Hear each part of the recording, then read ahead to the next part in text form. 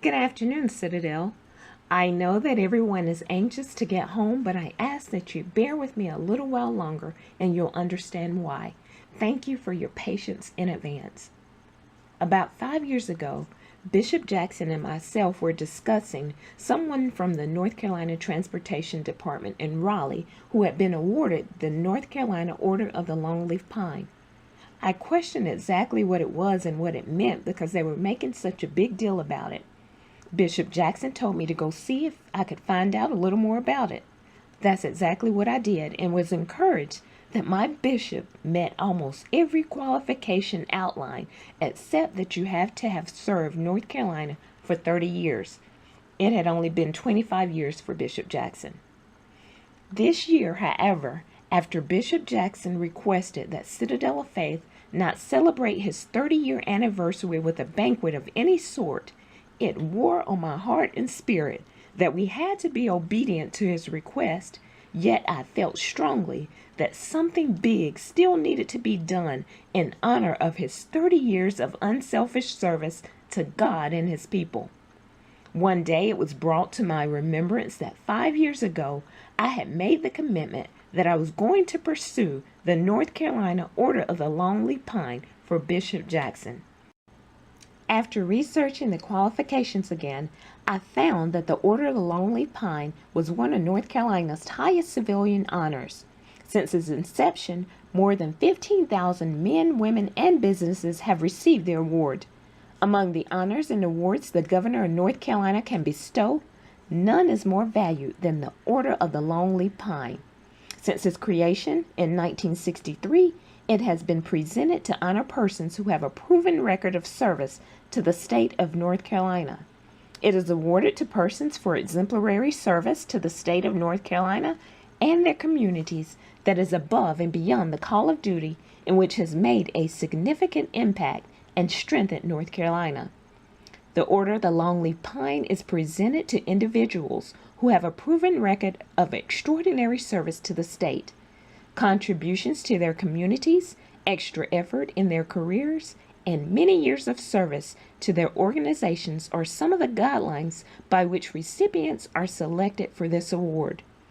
Upon being named to the Order of the Longleaf Pine, the honoree receives a certificate by which the governor confers upon the recipient the rank of Ambassador Extraordinary, privileged to enjoy fully all rights granted to members of this exalted order.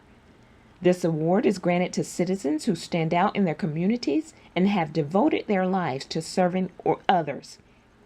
Nominations for this prestigious award should include a statement on the nominee, and supporting verifiable documentation must be submitted. A limited amount of these awards are granted each year. I was sure that Bishop Jackson met the requirements. I expanded my research a little more, inquiring about those who had been granted this award, and found some of the following: Maya Angelou, Shirley Caesar, Charlie Daniels, Billy Graham, Andy Griffith, Michael Jordan, Harry Belafonte, Shirley Chisholm, Joan Crawford, Phil Donahue, Jesse Jackson, the late Coretta Scott King, Oprah Winfrey, and the list went on.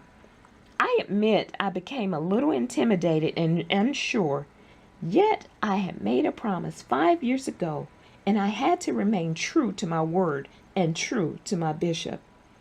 Bishop Jackson may not be considered famous to some, but after pulling together all his accomplishments and work over the 30 years of his life, I was convinced that this man of God had been overlooked. I was filled with joy and overwhelmed by the many sacrifices, the sincere compassion to empower those less fortunate than himself. Bishop Jackson's work spoke for itself. He was just as famous in work than some of those who are famous and on television.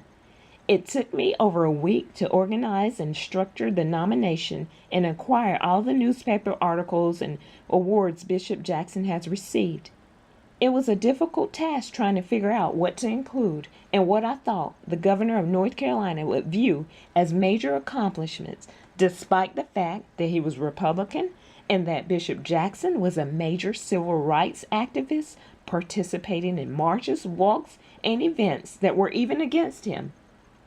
Because of limited space, I could not include how Bishop Jackson had gone into his own pocket many times to help many pay their bills, took many shopping for clothes and food, and assisted with places to live.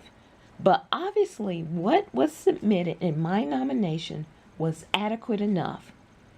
For exemplary service to the state of North Carolina and the community that is above and beyond the call of duty, the state of North Carolina and Governor Pat McCrory presents the North Carolina Order of the Longleaf Pine to Bishop Dr. George B. Jackson.